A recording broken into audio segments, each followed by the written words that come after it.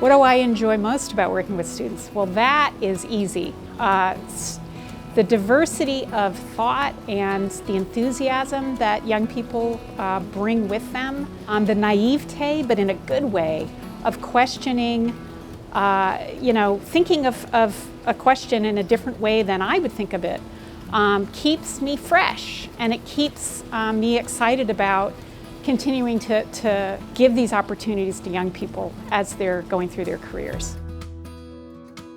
My lab focuses on corals. So corals make up coral reefs, and my lab is interested in the interaction between the corals themselves and the millions of little single-celled algae that live inside of their tissues. I study the partnership between corals and algae, and I also study a phenomenon known as coral bleaching, which is when corals and algae, that partnership breaks apart.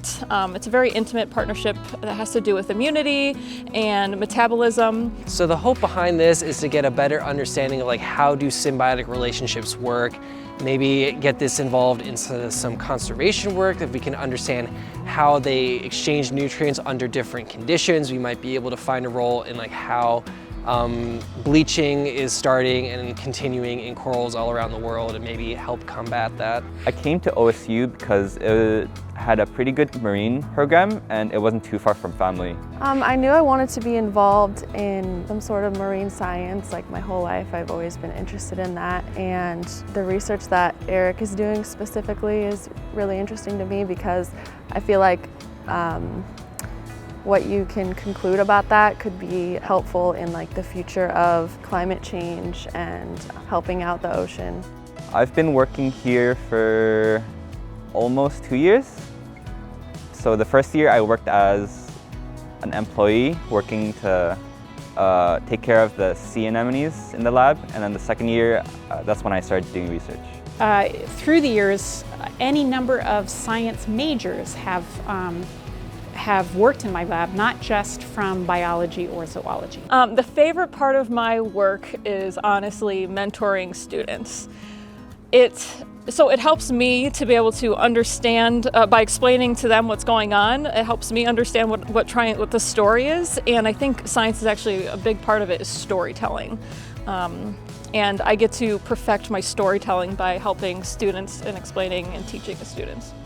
So I have worked with, if I include my teaching, I've probably worked with over 20 undergraduates. I would say my favorite part is seeing the results of the work that we do, and talking with Eric about what that means for his experiment. It's really hard for me to pinpoint one thing that was my favorite, because everything is a new experience to me. And Val gave me projects that she wanted me to be in charge of, and I thought that was cool because I got to be responsible for something, even though I don't know much about how I'm supposed to do it. I feel like I've gotten more experience here because I was able to join a lab and get the mentor-mentee experience that I might not have gotten elsewhere. So what advice would I give to students trying to figure out what their path might be?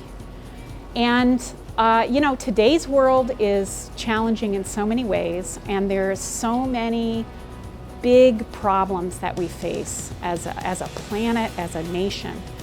And if your training can lead you, if you feel passionate about one or more of those areas, and you can get the foundational training in college that provides you the opportunity to participate in those missions of helping fight environmental problems or whatever it is that ultimately drives you. Focusing on that foundational training in college is so important. And also being at peace with not necessarily knowing exactly what you're going to do. Trusting that the training and the opportunities that you develop as you move through will help you find your way ultimately.